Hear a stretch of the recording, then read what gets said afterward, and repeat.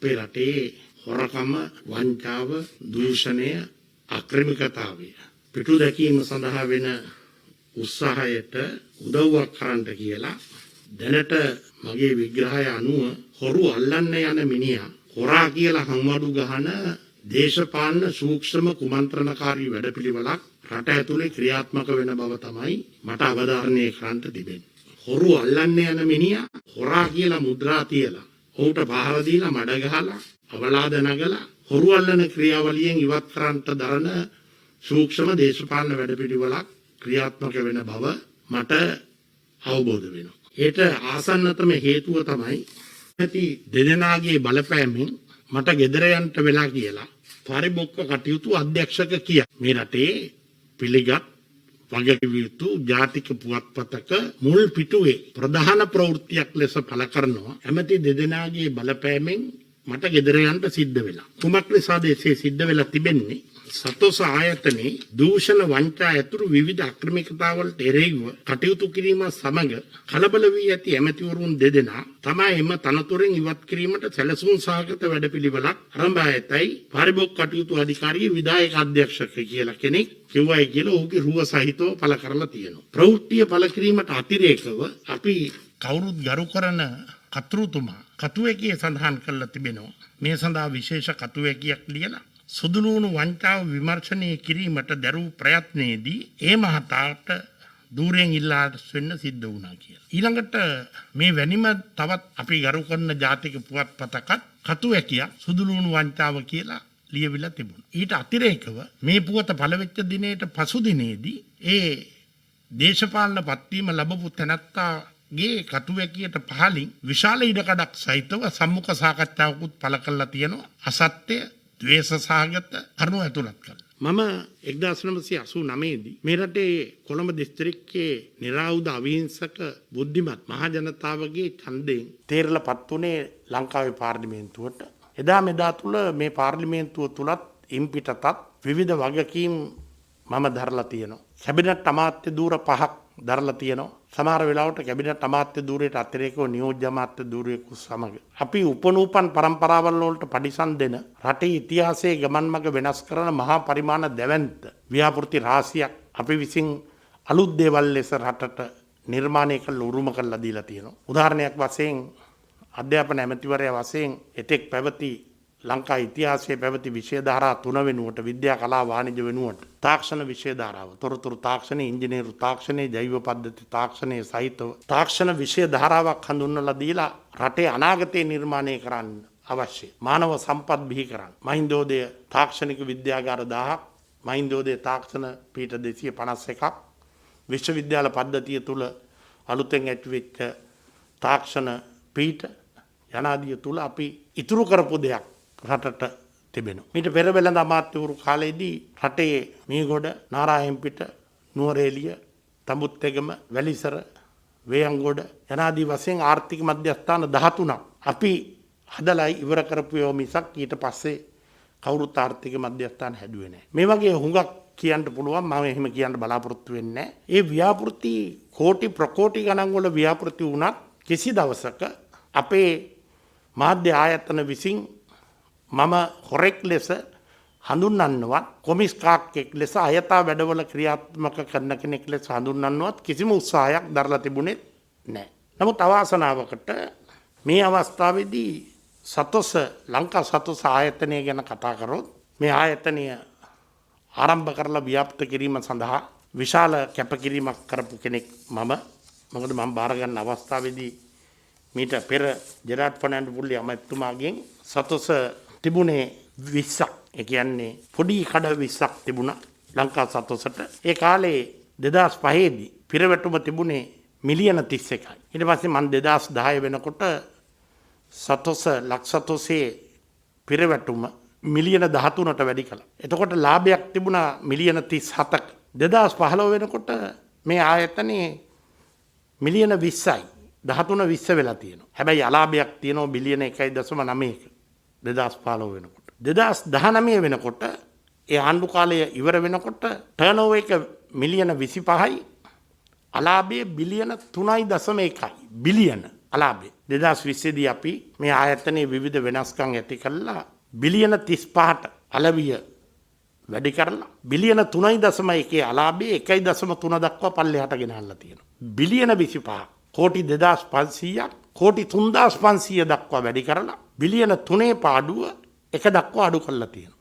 එක අවුරුද්දකදී. ඒ අතර පසුගිය මුළු කාල පරිච්ඡේදයේ පුරාවට සතොස ආයතනයේ සම්බන්ධයෙන් අපරාධ පරීක්ෂණ දෙපාර්තමේන්තුව විසින් කරගෙන යනු ලබන ප්‍රධාන විමර්ශන පහක් තියෙනවා. අපරාධ පරීක්ෂණ දෙපාර්තමේන්තුවට ලිඛිතව ලැබිලා තියෙන පැමිණිලි අනුව දැනට සතොස ආයතනයේ වංචා පිළිබඳ පරීක්ෂණ පහක් පැවැත්වෙනවා. එක CCTV කැමරා සවිකිරීම සම්බන්ධයෙන් මිලියන 200කට වඩා වැඩි වංචාවක් පිළිබඳ පුළුල් විමර්ශනයක් අපරාධ පරීක්ෂණ දෙපාර්තමේන්තුව කරනවා. සතොසට පරිගණක පද්ධතියක් සවිකිරීම සම්බන්ධයෙන් රුපියල් මිලියන 300කට වඩා වැඩි වංචාවක් පිළිබඳ පරීක්ෂණයක් කරනවා. සමුපකාර තොගවැලන් සංස්ථාවට අයත් ගොඩනැගිලි ලක්ෂතොසට පාවිච්චි කරලා ඒව නවීකරණය කිරීමේ මුවාවෙන් කෙරුණ වංචාවක් ගැන රුපියල් මිලියන 250ක වංචාවක් පිළිබඳ පරීක්ෂණයක් කෙරෙනවා. ලක්ෂතොස ආරම්භ කිරීම සඳහා ස්ථාවර වත්කම් මිලදී ගැනීම සඳහා රුපියල් මිලියන 450ක වංචාවක් පිළිබඳ පරීක්ෂණයක් කෙරෙනවා. සහල් මෙට්‍රික් ටොන් 86000ක් ආනයනය කරලා සත්ව ආහාර වලට විකුණලා රුපියල් මිලියන 3000ක අලාභයක් පිළිබඳ අපරාධ පරීක්ෂණ දෙපාර්තමේන්තුවේ පරීක්ෂණ කෙරෙනවා. ලංකා සතොස සම්බන්ධයෙන් CCTV කැමරා සවිකිරීම සම්බන්ධයෙන් රුපියල් මිලියන 200කට වැඩි වංචාවක්, පරිගණක සවිකිරීම සම්බන්ධයෙන් 300කට වැඩි වංචාවක්, CWE ගොඩනැගිලි නවීකරණය සම්බන්ධයෙන් රුපියල් මිලියන 250කට වැඩි වංචාවක්, ස්ථාවර වත්කම් සවිකිරීම පිළිබඳ රුපියල් 450කට වැඩි වංචාවක්, ඊළඟට මෙට්‍රික් ටොන් සහල් 86000ක් ආනයනය කළ සත්ව ආහාර වලට විකිණීම පිළිබඳ මිලියන 3000ක වංචාවක් සිද්ධ වෙමින් පරීක්ෂණ සිදු වෙමින් පවතිනවා. මේ පරීක්ෂණ වලට විවිධ පුද්ගලයන්ගෙන් ප්‍රශ්න කිරීම යනාදිය කරගෙන බොහොම හිමින් තමයි මේ පරීක්ෂණ සිදු වෙමින් යන්නේ. ඒ යන අතරතුරදී මේ ආයතනය අපි බාර ගන්නකොට තාමත් ඉන්නේ පසුගිය මේ යහපාලන රජයේ යටතේ අපිට උරුම කළා දීපු කාර්ය මණ්ඩල හාන නිලධාරීන්. උරුම කළා දුන්නේ හොඳින් තියෙන ව්‍යාපාරයක් නෙමෙයි. මම මේ ආයතනය මට බාර දෙනකොට අලාභයේ ඊතර බිලියන 20ක් අලාභයේ. සැපයුම් කාර්යයන්ට ගෙවන්න තියෙන ගෙවීම් ප්‍රමාණය බිලියන 8ක්. බිලියන 28ක් කියන්නේ විශාල එයාලංකා වගේ අලාභයක් කරලා තියෙන විනාශයක්. රටම විනාශ කළා වගේම සතොස සම්පූර්ණ විනාශ කරලා මිසක් හොඳින් තියෙන ආයතනයක් අපිට බාර දුන්නේ නැහැ. ඒ ආයතනය හදන්න යනකොට හුඟක් අයට රිදෙන්න පුළුවන්. හුඟක් අය වැඩතහනමට ලක් වෙනවා. හුඟක් අය රැකියාවෙන් ඉවත් කරනවා. හුඟක් අයගේ වංචා දූෂණ පිළිබඳ පරිශන පැවැත්වෙනවා. එතකොට ඇමතිවරයා සීනි වංචාවකට සම්බන්ධයි කියලා කරන්න යනවා නම් කවුරු හරි කුමන්ත්‍රණයක් ඒ පිටිපස්සේ ඉන්නේ කවුද කියන එක සොයා බැලීම සඳහා විශාල වගකීමක් අතිගරු ජනාධිපතිතුමා අග්‍රාමාත්‍යතුමා කැබිනට් මණ්ඩලය ඇතුළු ආණ්ඩුවට තියෙනවා. ආණ්ඩුව මේ හඳුනාගත යුතු වෙනවා යන වැඩපිළිවෙල. ඒ නිසා මම අද පොලිස්පතිතුමාට මේ හා සම්බන්ධයෙන් පාරිභෝගික අධිකාරියේ දේශපාලන පත්වීමක් ලැබපු අධ්‍යක්ෂකට සතොස වංචා වැළැක්වීම සඳහා ඒට අවිහිර කරන්න මම හරි මගේ අමාත්‍යාංශයේ ලේකම් හරි මගේ කාර්ය මණ්ඩලයේ ඉන්න ඕනෑම නිලධාරියෙක් හරි වචනකින් හරි තර්ජනයක් කළා තියනවා කියලා පුළුවන් නම් හෙට ඔප්පු කිරීමේ වගකීම පොලිසියට ගිහිල්ලා අපරාධ පරීක්ෂණ දෙපාර්තමේන්තුවට ගිහිල්ලා ඔහු කරන්න ඕනේ. මොකද මේ පුවත්පත්වල පළ වෙලා කටුවැකි ලියවෙන තත්වයට ආපුවාම යම්කිසි කරුණක් පිළිබඳ ඒ පිළිබඳ රජය විසින් දේශපාලන පත්වීමක් ලබා දීපු තැනැත්තෙකුට එවැන්නක් කරන්න තියෙන නිර්භීත භාවය සහ අසත්‍ය ද්වේෂ සාගතව ගොතන්න පුළුවන් වෙන තත්වයේ ඇති වෙලා තියෙන්නේ කෙසේද යන්න පිළිබඳව පුළුල් අපක්ෂපාතී සාධාරණ පරීක්ෂණයක් තමයි මම ඉල්ලා සිටින්නේ. ඕනෑම කෙරෙන පරීක්ෂණයකදී මේ ගණදෙනුව හෝ වෙනත් ඕනෙම වර්තමාන හෝ අතීත මගේ කාල පරිච්ඡේදවල සත පහක හොරකමක් වංචාවක් දූෂණයක් අක්‍රමිකතාවයක් නියං ආකාරයෙන් හෝ අනියං ආකාරයෙන් කරන්න මම සම්බන්ධ බව ඔප්පු කළොත් පවුවදා උදේට මම මේ පාර්ලිමේන්තු මන්ත්‍රී ධූරයෙන් ඉල්ලා අස් වෙන අතර සදහටම ලාංකීය දේශපාලනයේ සමුගැනීමක් කරනවා. මොකද අපි ස්වභාවිත දේශපාලනයක් වෙනුවෙන් ආදර්ශමත් දේශපාලනයක් වෙනුවෙන් රටට ආදරය කරන මිනිස්සු ලෙස වගකිව යුතු කටයුත්තක් කරන්න තමයි අපි මේ වගකීම් දරන්නේ. ඒ නිසා මම ඉතිහාසයේ පුරාම යුද්ධයේ තියෙන මුළු කාලය තුලදීම මගේ මුළු පාර්ලිමේන්තු මන්ත්‍රී වැටුපම අපි වෙනුවෙන් අපි අරමුදලට පාර්ලිමේන්තුවෙන් කෙලින්ම යවපු මන්ත්‍රීවරයෙක්. මම කිසි දිනක ඇමති නිල නිවාසයක ඉඳලා හෝ ඇමති නිල නිවාසයක් වෙනුවෙන් මුදල් සතයක්වත් අරන් තියෙන මන්ත්‍රීවරයෙක් නෙමෙයි. මම විදේශ සංචාරයකට ගියොත් ඒ දෙන මුදල් වල රජය ඉතුරු මුදල් ආපහු ගෙනහල්ලා බැන්ද ඇමතිවරයෙක්. මම කිසිම දවසක මගේ පුද්ගලික සුඛ විවරණේ හෝ වෙනත් දෙයක් සඳහා අමාත්‍යාංශවල මුදල් වලින් බත් පැකට් එකක්වත් කාලා බිල් අමාත්‍යාංශයෙන් ක්ලේම් කරපු කෙනෙක් නෙමෙයි. ඒ නිසා පසුගිය කාලය තුලදී අපි ඒ බව විශ්වාස කරන ජනතාව තමයි අපිව දන්න, අපිට ගරු කරන මිනිස්සු තමයි අපිට මේ කොළඹ දිස්ත්‍රික්කයේ ප්‍රබුද්ධ ජනතාව ඡන්ද ලක්ෂයකට වඩා වැඩි ප්‍රමාණයක් ලබලා දීලා පාර්ලිමේන්තු නියෝජනයක් ලබා දෙන්නේ ඒ නිසායි. ඒ නිසා මේ දේශපාලන පත්වීමක් ලැබපු මිනිසෙක් තමන්ට ජීවිත තර්ජන කළා. මගේ මුළු ජීවිත කාලෙට මේ මිනිස්සයා මේ සංසාර ගමනේ මේ ඡායාරූපෙන් හැර කිසි විටක මම දැකලා නැහැ. එක දෙක මම කිසිම රැස්වීමකට කතා කරලා නැහැ. මම පාරිභෝගික අධිකාරිය සමග කිසිම රැස්වීමක් පවත්වලා නැහැ. ඇයි? අලුතෙන් මේ ජනාධිපතිතුමා විසින් මන්ත්‍රීවරු හා ඇමතිවරු හා රාජ්‍ය ඇමතිවරු පත් කරන විට අමාත්‍යාංශවල වගකීම් වෙන වෙනම බෙදලා දීලා තියෙනවා. පාරිභෝගික කටයුතු අමාත්‍යාංශයේ උපරිම මිල නියම කිරීම, මිල වෙනස් කිරීම, සංශෝධනය කිරීම මේවා පිළිබඳ සම්පූර්ණ වගකීම තියෙන පාරිභෝගික සම්පකාර අමාත්‍යවරයා වශයෙන් ලසන්තල ගියවන්නේ නැමෙතුමාට. සමුපකාර පිළිබඳ වගකීම් තියෙන එතුමාට. මම රටේ සම්පකාර සියල්ල ගෙනහල්ලා එකම රැස්වීමක්වත් තියලා නැහැ. මොකද එහෙම කළොත් අමාත්‍යවරයා තමන්ගේ රාජ්‍ය අමාත්‍යවරයාගේ කටයුතු වලට දිගින් දිගට ඇඟිලි ගැසීම කියන චෝදනාව එනවා. ඒක නිසා මම පළපුරුද්ද තියෙන අමාත්‍යවරයෙක් ලෙස මම ඔහුට නිදහසේ ඔහුගේ අමාත්‍යාංශයේ පවත්වාගෙන යන්න දීලා තියෙනවා. කිසිම දවසක පාරිභෝගික කටයුතු අධිකාරියේ රැස්වීමක් මම පවත්වලා නැහැ. එකම එක දවසක් මම රැස්වීමකට සහභාගී වෙලා තියෙනවා. පාරිභෝගික ආරක්ෂණ පනත වෙනස් කිරීම පිළිබඳ රැස්වීමකට පමණයි මම සහභාගී වෙලා තියෙන්නේ. ඉතින් ඔහුට සතොස සුදුලුණු පිළිබඳ වංචාවක් වෙලා තියෙනවා. දැන් මේ සතොස වෙලා තියෙන වංචාව සුදුලුණු වංචාව නෙමෙයිනේ. සතොස මේ පටන් ගත්ත දවසේ ඉඳන් මේ විනාශයට වංචා 68මාරක් වෙලා තියෙනවා. ඒ වගේම අපරාධ පරීක්ෂණ දෙපාර්තමේන්තුව පරීක්ෂණ කරනවා. වරායේ කැබිනට් අනුමැතිය අනුව සුදුලුණු හෝ වෙන රාජසන්තක කරන දේවල් පුද්ගලිකාංශයට අලෙවි කරමින් තිබුණේ වෙන්දේසි මගින් මම කැබිනට් පත්‍රිකාවක් ඉදිරිපත් කළා. වරාය රාජසන්තක කරන භාණ්ඩ තියෙනවා නම් ඒ භාණ්ඩ සතොසට ලබා දෙන්න. සතොස විසින් අඩු මිලට පාරිභෝගිකයට ලබා දෙනවා. භාණ්ඩ ගන්න විකුණන්න මම යන්නේ නැහැ. ප්‍රතිපත්ති තීරණය මම අරන් තියෙනවා. සභාපතිතුමා කොළඹින් බැහැරව දින 3ක් ගත වෙන අවස්ථාවේදී වෙනත් පිරිසක් කුමන්ත්‍රණකාරී ලෙස මැදිහත් වෙලා වරායේ තියෙන සුදුලුණු ටික නිදහස් කරගෙන සාධාරණ මිලට පාරිභෝගිකය අලෙවි කරනවා වෙනුවට වෙළඳ පොළට දෙන්නේ නැතුව ජාවාරම් කරුවෙකුට විකුණලා තියෙනවා. ඒකෝට සතොස වංචාවක් සිද්ධ වෙලා තියෙනවා. වංචාව දැනගත්ත වහාම ඇමතිවරයා ලෙස මම කියලා තියෙන්නේ සභාපතිවරයාට ප්‍රධාන විධායක නිලධාරීතුමාට වහාම පොලිසිය පැමිණිල්ලක් දාන්න. පොලිසිය විසින් අපරාධ පරීක්ෂණයක් අපරාධයක් වෙලා තියෙන්නේ. ඒ කියන්නේ පරීක්ෂණයක් පවත්වනවා. පරීක්ෂණයක් පවත්වලා ඒ සඳහා පොලිසිය විසින් සැකේ හිතන අය උසාවියට ඉදිරිපත් කරලා තියෙනවා. ඒ අයව බන්ධනාගාරගත කළා. මං හිතන්නේ දැන් අප ගත්ත හරි කුමක් හරි වෙන්නේ නැති ඊයේ දිනේ වන විට තිබුණ වාර්තාව මං පොලිස්පතිතුමා ඒවල තිබුණ ටික පාර්ලිමේන්තුවට ඉදිරිපත් කළා. මම මොකටද සතොස වංචාවක් දූෂණයක් වෙන හැම අවස්ථාවෙම කිසි දවසක මම පාරිභෝගික අධිකාරියට කියලා නැහැ ඒක විමර්ශනය කරන්න කියලා. මීට ඉස්සෙල්ලා අනුරාධපුර නගරයේ ඔබ දන්න විදියට ඔබ වාර්තා කළ ආකාරයට සිද්ධ වුණා මේ රට වහලා තියෙන වෙලාවේ මත්පැන් අලවිහල විවෘත කිරීම පිළිබඳ ප්‍රශ්නය. අපි පොලිසියට කිව්වේ විභාග කරන්න කියලා. පොලිසිය විභාග කළා වෙන වාර්තාවනුත් ලබාගෙන ඍජුව සම්බන්ධයක් නැති අයට වෙනත් අයට දනුවම් පැමිණීම සඳහා අපි ඉවත් වෙන්න කිව්වා. කිසිම හොරෙක් මගේ ජීවිත කාලය තුල මං ආරක්ෂා කරලා නැහැ. මගේ දරුවෙක් හරි, මගේ ඥාතියෙක් හරි, මගේ හිතවතෙක් හරි, මගේ දේශපාලන ආධාරකරුවෙක් හරි කිසිම දවසක අපි හොරෙක් ආරක්ෂා කරන්න මැදිහත් වෙලා නැහැ. හොරෙක් අල්ලන එක පිළිබඳ අපි ජීවිත පරිත්‍යාගයෙන් සමහර දේවල් හොරකම් එලිදරව් කරලා කටයුතු කරලා තියෙන. ඒ නිසා මම පොලිස්පතිතුමාට මේ අවස්ථාවේ තියෙනවා විශාල යුතුයකමක් රට වෙනුවෙන් ඉෂ්ට කරන්න.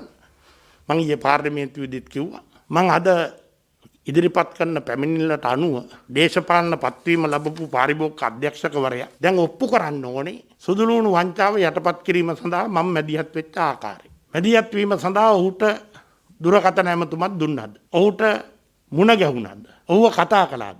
එහෙම නැත්නම් ඔහුගේ ආයතනය හා සම්බන්ධ වෙන කාට හරි එලෙසින් කිව්වද? මේ වංචාවට සම්බන්ධ කවුද? මේ වංචාව ගැන Taman දන්න දේ මොනවද? දන්න සියලු දේ අධිකරණයට කීමේ යුතුයකම වගකීම දේශපාලන පත්වීමක් ලැබපු මේ පාරිභෝගික අධ්‍යක්ෂකට තියෙනවා. මේක මම පොලිස්පතිතුමාගේ පරීක්ෂණයක් අපරාධ පරීක්ෂණ දෙපාර්තමේන්තුව මොහුගේ මේ ව්‍යාපෘතිය කුමක්ද කියන එක පිළිබඳ පූර්ණ පරීක්ෂණයක් කරන්නට කියලා මම ඉල්ලා සිටිනවා. ජාතියේ ජාතික ආර්ථිකයේ යහපත වෙනුවෙන්. මක්නිසාද මේ රටේ පවතින ජරාජීර්ණ දේශපාලන යන්ත්‍රය තුල මම ඊයේ පාර්ලිමේන්තුවේ සඳහන් කළ පරිදි සෙක්කුවක් ළඟ ඉඳගෙන චොක්ලට් එකක් කකා හිටියත් මිනිහෙක් බලාගෙන ඉන්න මිනිහා හිතන්නේ මේක පුන්නක් තමයි කන්නේ කියලා. ඒ නිසා මේ ඊටාම දූෂණය වෙලා තියෙන දේශපාලන සමාජ ආර්ථික තත්ත්වයේ තුල දූෂණය පිටු දකින්න ඒක නතර කරන්න. වැඩ කරන අයට එළවෙලවා පාරදීම සඳහා කුමන්ත්‍රණකාරී වැඩපිළිවෙලක් තියෙනවා නම් ඒ රටේ ජනතාවට පැහැදිලි කිරීමේ යුතුයකම වගකීම පොලිස්පතිතුමා ඇතුළු අපරාධ පරීක්ෂණ දෙපාර්තමේන්තුවට තිබෙනවා. එනිසා මගේ පැමිණිල්ලට සාධාරණ ඉෂ්ට කරන් සියලු දේ නොවලා අපක්ෂපාතී ලෙස ඉදිරිපත් කරන්නට කියලා කියනවා. ජනාධිපතිතුමා රටට පැමිණීමෙන් පසු ලබන කැබිනට් මණ්ඩලයේදී මම කැබිනට් මණ්ඩලයටත් මෙය දැනුම් දෙනවා. මක්නිසාද මේක කිසිසේත් ලඝු කොට තකන්නේ. මොකද රජයේ විසින් පත්වීමක් ලැබපු රාජ්‍ය නිලධාරියෙක් නෙමෙයි. රජයේ විසින් ආයතනයකට පත් කරපු නිලධාරියෙක්. මේ තමන් ඉල්ලා අස් වෙනවා නම් මේ වංචාව නතර කරන්න එපා කියලා ඔව් ඉතා පැහැදිලිව කියන්න එපා. මෙන්න මේ වංචාව නතර කරන්න මේ විදිය කටයුතු කළා කියලා කියන්න ඕනේ. ඔබතුමාලට තේරෙනවනේ ඒක සාධාරණයි. ඉතින් එහෙම කියන්නේ නැත්නම් මෙහෙම මාධ්‍ය වලින් විතරක් මේවයිනි කුමන්ත්‍රණයක් ක්‍රියාත්මක කරන්නේ කෙසේද කියන එක පිළිබඳ අපක්ෂපාතී පරීක්ෂණයක් පවත්වන්නට ඕනේ. මේ ආයතනයේ කරන් යන වැඩපිළිවෙල තුල අපිට දිගින් දිගටම මෙවැනි තත්ත්වයන් පසුගිය කාලෙත් ඇති වුණා. ඔබතුමාලා දන්නවා රට ඇතුලේ මේ රටේ නිෂ්පාදනය කරන හොඳම වර්ගයේ තේ ග්‍රෑම් 100 රුපියල් 135ට අලෙවි කරන අවස්ථාවේදී අපි රාජ්‍ය වාණිජ්‍ය විවිධ නීතිගත සංස්ථාවෙන් රුපියල් 95ට මිල අඩු කරපු අවස්ථාවේදී මේ තේ පැකට් අරන් ඉරලා තේ කර්මාන්තශාලා අතුගාලා දාන කුණු තේ තමයි මේ අලෙවි කරන්න කියලා ප්‍රචාර ගෙනිච්ච. ඊට පස්සේ අපි TFM අගේ නැතුව බාල සබන් වර්ග වෙළඳපොළට ඉදිරිපත් කරන විට TFM අගේ සහිතව නිෂ්පාදකයෝ තිදෙනෙක්ගේ සමන් වෙළඳපොළට දාපු අවස්ථාවේදී අපිට විරුද්ධව අධිකරණයට ගියා. ඊට පස්සේ අද අපිට පුළුවන්කම ලැබිලා තියෙනවා TFM අගේ නියමාගේ තියෙන සබන් වෙළඳපොළේ අනිත් තරංකාරී මිලට වඩා අඩු මිලට සතොස මගින් අලෙවි කරන්න. නෞකාව මුහුදුබත් වෙච්ච අවස්ථාවේදී ලුණු හිඟියක් ඇති කරලා ලුණු වල මිල රුපියල් 100 දක්වා වැඩි කළා. අපි ඔබටත් එන්න කියලා. රටේ ලුණු හිඟියක් නැහැ ලුණු මිල අඩු කළා. තිබුණට වඩා අඩු කළා. මුහුණු ආවරණ රුපියල් 40ට 50ට විකින්නකොට අපි ඒවා දේශීය නිෂ්පාදකයන්ට කියලා SLS සාතික ලාංඡන සහිතව රුපියල් 10ට අඩු කළා. අපි පෙරාදෙණිය විශ්වවිද්‍යාලයේ නවෝත්පාදනයේ විදිහට මාස 3ක් විතර 25 වතාවක් සෝද පාවිච්චි කරන්න පුළුවන් නවෝත්පාදන වෙළඳපොළට හඳුන්වලා දෙන්න උදව් කළා. මේ රටේ සෝජාතික නිෂ්පාදකයන්ට නැති වෙළඳපොළක් හදලා දීලා මිල අඩුව ගුණත්වයෙන් ඉහළ භාණ්ඩ නිෂ්පාදනය කරන්න හැදෙනකොට ඒක රිදෙන සමහර විශාල පාර්ශව පිරිසක් ඉන්න පුළුවන්. ඒ අය සියලු දෙනාට සත්‍ය හෙළිදරව් කර දීමේ යුතුයකම තියෙන්නේ. අපි මොකද්ද කරන්නේ රටට? ඒ කිරීමේදී කොයි විදිහටද ඒ කෙරෙන්නේ කියන එක පිළිබඳ පැහැදිලි කරන්න මේ පොලිස්පතිතුමාට මේ පරීක්ෂණය සම්පූර්ණයෙන් බාර දෙන බව දැනුම් දීම සඳහා තමයි මම ඔබතුමාලව කැඳෙන්නේ.